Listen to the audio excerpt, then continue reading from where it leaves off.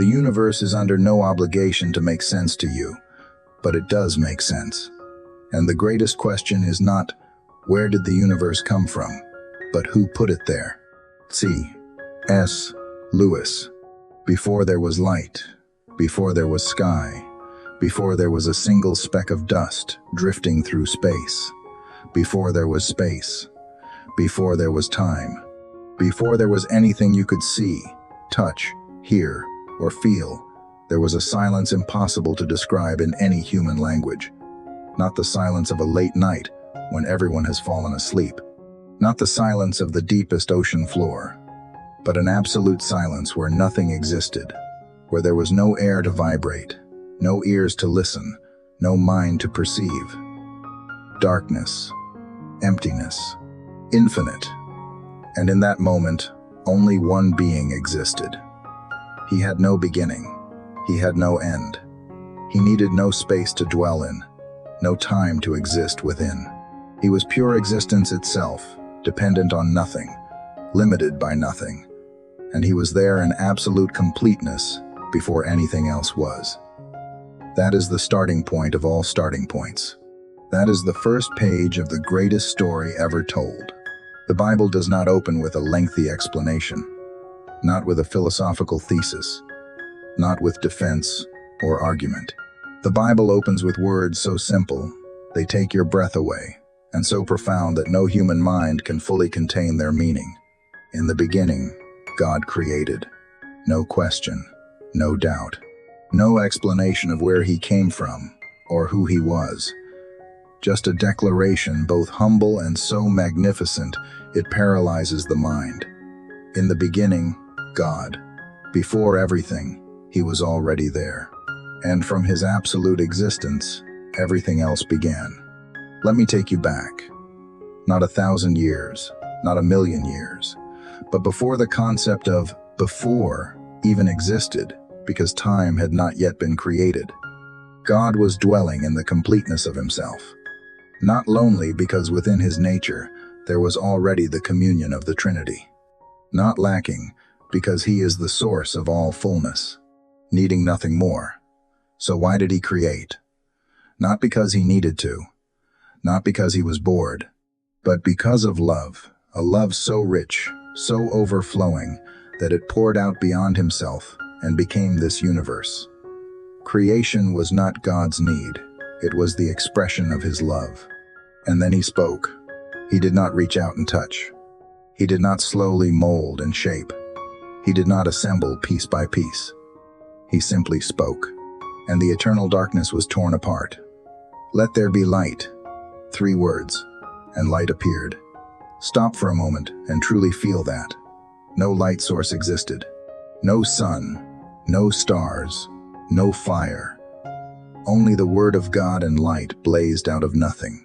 Physicists today tell us that light is the strangest thing in the universe. It is both wave and particle. It travels at a speed nothing can exceed. It is the foundation of all energy and matter. And God created it with a single sentence. That is his power, and that is the way he chose to let us know. Everything that exists does so because he wanted it to exist. God looked at the light and saw that the light was good. I want you to notice this phrase because it will repeat throughout the entire creation story. He saw that it was good. This is not God congratulating himself. This is God revealing his nature, a God whose every creation bears the mark of goodness. This universe was not created in chaos or darkness. It was created in goodness, with purpose, and with love. He called the light day, and the darkness he called night. The first day passed the first day in the history of time. On the second day, God spoke, and the atmosphere appeared a vault of sky surrounding the earth, separating the waters above from the waters below. That atmosphere is so thin that if you looked at the earth from outer space, it would appear as nothing more than a coat of thin paint on a ball. Yet that fragile layer shields all life on earth from the sun's lethal radiation, keeps temperatures stable, and allows rain to fall and nourish every living thing. Not by chance, not by accident. Every detail in the work of creation bears the mark of an infinitely wise designer. The third day brought two wonders at once. First, God gathered the waters into one place, and dry ground appeared. Continents rose from the sea. Mountains reached toward the sky. Valleys opened wide. Plains stretched endlessly. Then, in that very same day, God spoke a second time, and the entire surface of the earth began to turn green. Grass sprouted, plants burst forth, fruit trees bloomed. Imagine that one morning the ground was still rock and mud, and by evening it was covered in living, breathing green. Not across millions of years of slow evolution, but in a single day, at His word.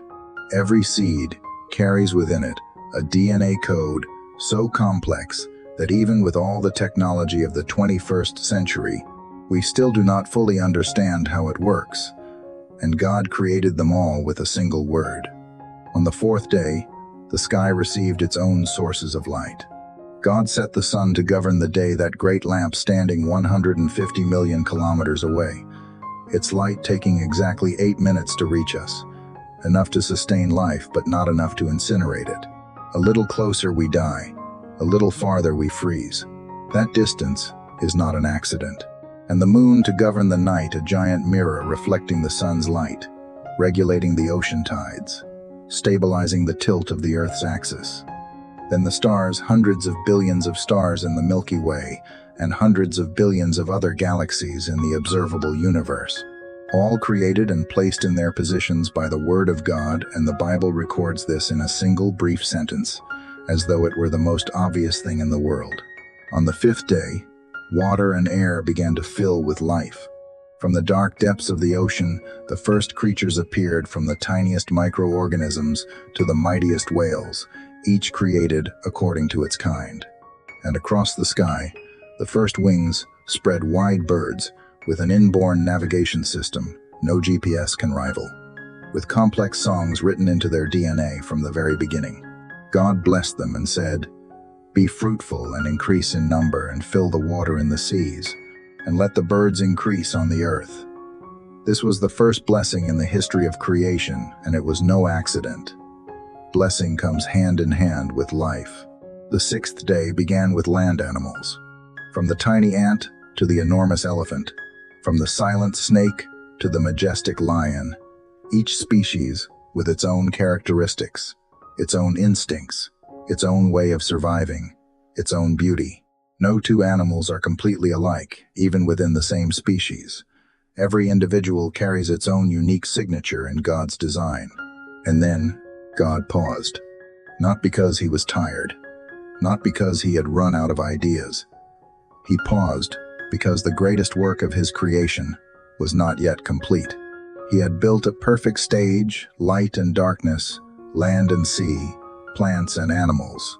But one character was missing, a creature that could look at all of this and truly perceive its beauty.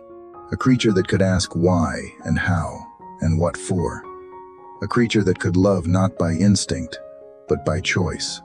And God said something He had never said in all the 5 days before. He did not say, "Let there be." He said, "Let us make," us, plural. As though this decision required consultation, the communion of the Trinity in the most important moment of creation. Let us make mankind in our image, in our likeness. Not one other creature was made in the image of God. Not the lion, though powerful. Not the eagle, though majestic. Not the whale, though magnificent. Only humanity. Only you and me, bearing within us the mark of the Creator in a way that no other creature in the entire universe has been given. The image of God, Imago Dei, is not a physical appearance. God is spirit and has no body. That image is the capacity to think, to reason, to create. It is the ability to love and to be loved. It is moral consciousness, the ability to distinguish good from evil, right from wrong. It is spiritual longing, that feeling which every culture on every continent, in every age, has known. The feeling that there is something greater than oneself, that life must mean more than what the eyes can see. The French philosopher Blaise Pascal called it the God-shaped void, a hollow in the human heart that nothing in this world can fill but God himself. God took dust from the ground, and in his hands he shaped the form of the first man. Dust, the most ordinary thing imaginable. The thing we brush off our shoes every day without a second thought. And from that dust, in the hands of God, a masterpiece took shape. 37 trillion cells, each containing the entire blueprint of a human being and its DNA, working together in a harmony so intricate that no supercomputer on Earth can fully simulate it. But that form still lay still, beautiful, perfect, yet silent. And then God did something he had not done for any other creature. He leaned down, the infinitely great Creator, leaning down close to the face of dust, and he breathed into the man's nostrils the breath of life. This is not the image of a distant, cold God. This is the image of one so near that his breath became our breath. And the man Adam opened his eyes for the very first time.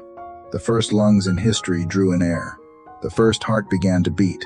The first eyes looked upon a blue sky, golden sunlight, trees swaying in green shadow. And the first conscious mind lit up, a mind that could perceive, feel, and ask, who am I? Where am I? And who is this one standing before me? God looked at everything he had made, and this time, he did not simply say, good. He said, very good. Very. That was the single word he added at the end of the sixth day, after humanity had been created. As though the presence of human beings bearing his image, capable of looking at all of creation and recognizing the hand of the Creator, had completed something that was missing before. Not that the universe needed humanity, but God desired souls with whom to share his love. And now, that work was complete. The seventh day God rested. Not because he was tired, not because there was nothing left to do.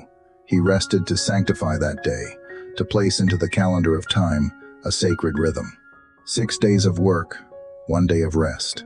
Not a day of laziness, but a day to stop, to look back, and to recognize that life is not only production and consumption. Life has a spiritual dimension, the dimension of presence, of worship, of connection with the Creator. And he blessed that day and made it holy, setting it apart, like a steady weekly gift to his creatures. Now let me bring you to a question you may have heard many times, but never truly thought all the way through. Why does any of this matter to me today, in 2025?